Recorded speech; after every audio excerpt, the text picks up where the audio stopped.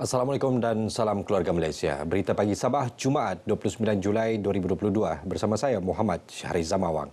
Kementerian Perdagangan Dalam Negeri dan Hal Ehwal Pengguna KPDN HEP Cawangan Sandakan merampas 15,048 kg minyak masak bersubsidi bernilai RM37,620 di sebuah rumah tanpa nombor di Kampung Jawa 2, Batu 12, Jalan Sinki, Sandakan pada Rabu. Serbuan pukul 7.30 malam itu hasil risikan seminggu menemui 7,412 kilogram minyak masak paket 1 kilogram bersubsidi pelbagai jenama, 17,500 kilogram minyak masak di dalam 5 tangki putih dan 8 galen berisi 136 kilogram minyak masak. Ketua Pegawai Penguatkuasa Daerah KPDN HEP Cawangan Sandakan, Azdi Zukri John bagaimanapun berkata, semasa serbuan berkenaan tiada individu ditemui. Berdasarkan keterangan awal, premis ini tidak mempunyai lesen sah untuk menyimpan barang kawalan di lokasi selain dipercayai aktif melakukan kegiatan tersebut hampir setahun. Kita percayai minyak-minyak ini akan dijual pada industri dan juga dijual ke negara jiran lah. Sebab kita tengok dia punya modus operandi pun sama macam yang sebelum ni, yang 3 kes sebelum ini. Dan kita percayai kemungkinan orang-orang yang sama juga ataupun anggota sindiket yang sama juga. Cuma kita masih lagi mencari pemilik tanah dan juga pemilik rumah yang kita percayai ada kaitan dengan kes ni. Beliau menyatakan demikian kepada media di lokasi serbuan premis terbabit di Batu 12 Sandakan. Kes disiasat di bawah Seksyen 20/1 dan Seksyen 21 Akta Kawalan Bekalan 1961 dibaca bersama Peraturan 3/1 Peraturan Kawalan Bekalan 1974. Majlis Pelancaran Bulan Kebangsaan dan Kibar Jalur Gemilang peringkat negeri Sabah akan diadakan pada 31 Julai ini dengan menggabungkan sambutan Hari Pahlawan bertempat di Padang Merdeka di Kota Kinabalu. Perkara ini dinyatakan Menteri Kerajaan Tempatan dan Perumahan Datuk Seri Panglima Haji Masidi Manjun menerusi sidang media.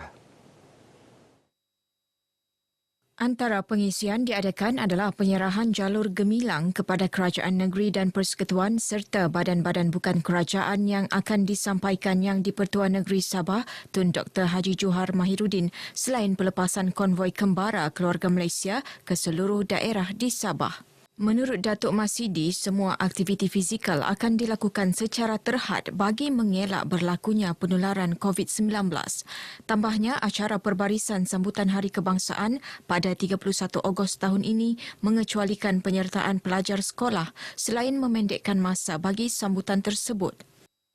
Acara perarakan dan juga perhimpunan di Padang Merdeka ini kita telah kecualikan pelajar-pelajar sekolah kerana kita mengambil kira bahawa kedudukan COVID di negeri Sabah ini turun naik. Artinya kita belum sampai kepada tahap yang kita fikir betul-betul stabil dan kita mau mengelakkan risiko, ya, risiko jangkitan di kalangan pelajar-pelajar sekolah.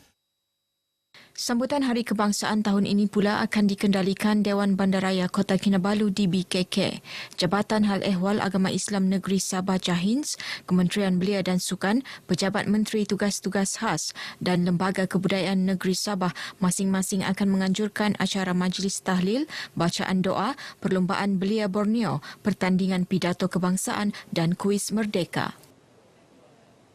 Kementerian Sains, Teknologi dan Inovasi KSTI Sabah komited melahirkan masyarakat pencipta teknologi dan bukan setakat menjadi pengguna teknologi semata-mata.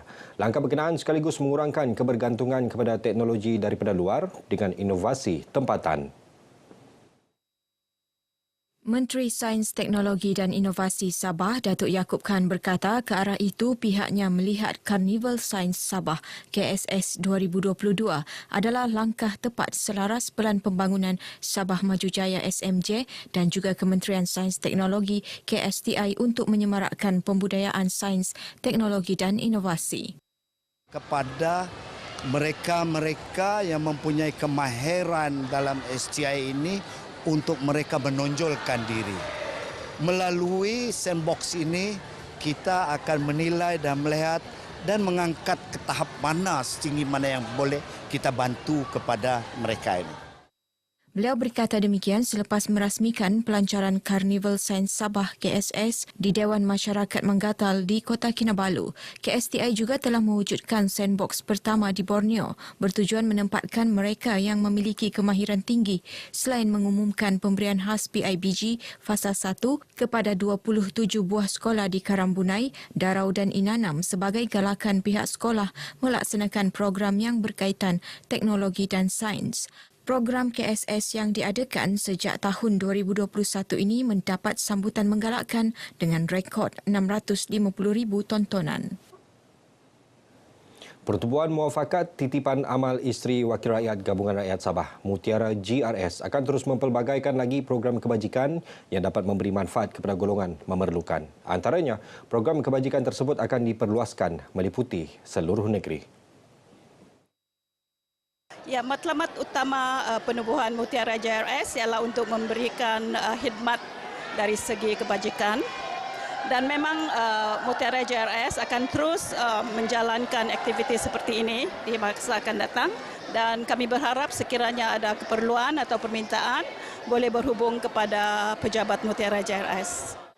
Kita telah melihat bahawa majlis seperti ini perlu diperbanyakkan kerana inilah masa yang sesuai bagi rakyat mengetahui bahawa di kalangan mereka itu ada mereka yang memerlukan. Beliau berkata demikian selepas Majlis Ziarah Amal ke Institusi Kebajikan sempena ulang tahun keputeraan Sri Paduka Baginda Yang di-Pertuan Agong Peringkat Negeri Sabah di Dewan Masyarakat Majlis Daerah Pitas.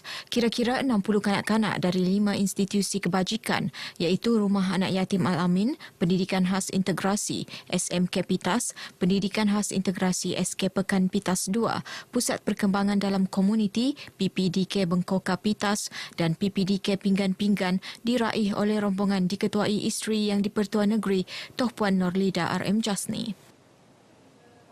Beralih perkembangan semasa COVID-19, angka jangkitan baharu semalam adalah sebanyak 249 kes, peningkatan 11 kes berbanding pada Rabu. Menurut kenyataan Menteri Kerajaan Tempatan dan Perumahan Datuk Seri Panglima Masidi Manjun, 10 daerah mencatatkan peningkatan kes baharu dan 9 daerah lain pula mencatatkan penurunan kes.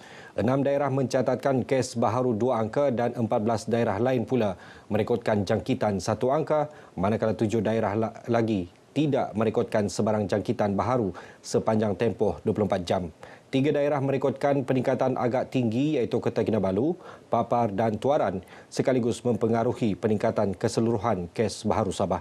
Sebanyak 244 kes yang direkodkan semalam adalah dalam kategori 1 dan kategori 2 serta terdapat 1 kes dalam kategori 3 dan 4 kes dalam kategori 4. Seterusnya ikuti statistik terkini kes baharu mengikut daerah di Sabah.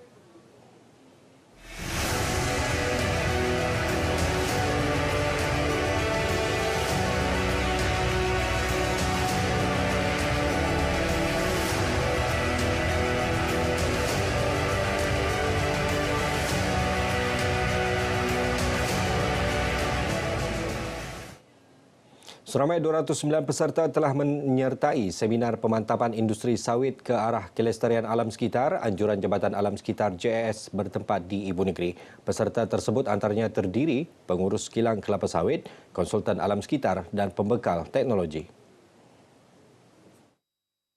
Melalui kenyataan JAS, seminar ini dilancarkan pengarahnya Amirul Arifin. Pada seminar tersebut, 3 buah kilang sawit yang telah menerima anugerah pematuhan terbaik terhadap Akta Kualiti Alam Sekeliling 1974 AKAS 1974 bagi tempoh penilaian dari tahun 2019 hingga 2021 iaitu Kim Long Sabah Mill di Tongot, Tamako Oil Mill Mill 1 di Lahad Datu dan Genting Oil Mill Sabah Sendirian Berhad serta Genting Terus Hidup Oil Mill di Kinabatangan.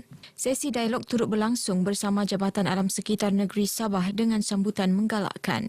Seminar tersebut turut memberi kefahaman kepada pengurusan kilang kelapa sawit KKS serta pihak industri berkenaan pematuhan terhadap syarat-syarat lesen dan tindakan perundangan terhadap sebarang ketidakpatuhan. Seminar itu turut menerangkan tentang keperluan pemasangan sistem pemantauan pelepasan udara dan perkongsian maklumat tentang amalan konsep pengeluaran bersih. Pertubuhan peladang kawasan PPK Kota Kinabatangan perlu menghasilkan nilai tambah dengan kepelbagaian sumber ekonomi, khusus menambah pendapatan lebih 3,000 ahli pertubuhan berkenaan. Antara sumber ekonomi baru yang dicadangkan adalah penglibatan agro pelancongan. Kita pun maklum terdapat tanah-tanah di bawah pertubuhan peladang ini dan juga permohonan baru di Pekanbaru Sukau kita minta dapat diresesikanlah pada masa-masa akan datang. Ini untuk menambahkan hasil lagi kerana kita lihat pertubuhan peladang ini. Daripada tanah anugerah yang kita perolehi, kita akan memperkembangkan kita punya perniagaan untuk kita membuka perniagaan dan memasarkan pemasaran beras peladang. Dan kita mau menaikkan image beras peladang itu sendiri. Mereka ditemui dalam mesyuarat agung tahunan ke-32 Pertubuhan Peladang Kawasan Kota Kinabatangan di Dewan Sri Lamat Kinabatangan. Dalam majlis itu, PPK Kota Kinabatangan turut menyerahkan zakat perniagaan tahun 2021 berjumlah RM8,000 kepada Pusat Zakat Sabah. Turut disampaikan beberapa anugerah, antaranya Anugerah Peladang, Anugerah Pendidikan Anak, Ahli serta Anugerah PPK dan Jasa Mudi Kenang. Sebanyak 137 kerja-kerja sanitasi dan nyahkuman dilaksanakan bagi mengekang penularan virus COVID-19 di Pejabat Tun Mustapa dan Wisma Inoprais, Kota Kinabalu sejak penubuhan pasukan khas sanitasi pada Ogos 2021. Pasukan tersebut diwujudkan sejajar dengan tema Hidup Bersama COVID-19, Langkah ke Hadapan. Pengarah Yayasan Sabah, Datuk Seri Haji Gulam Haidar Han turut menggesa ketua-ketua bahagian dan anak-anak syarikat agar sentiasa memantau dan menasihati staf agar kekal melindungi diri daripada jangkitan virus. Beliau turut mengingatkan agar menjaga kebersihan bersama, sentiasa menggunakan pelitup muka, membasuh tangan dan melakukan pemeriksaan segera sekiranya bergejala. Langkah berkenaan penting bagi membantu mengurangkan risiko penularan wabak COVID-19. Datuk Gulam menyampaikan ucapan tersebut ketika merasmikan Minggu Keselamatan dan Kesihatan Pekerjaan Kumpulan Yayasan Sabah di Ibu Negeri.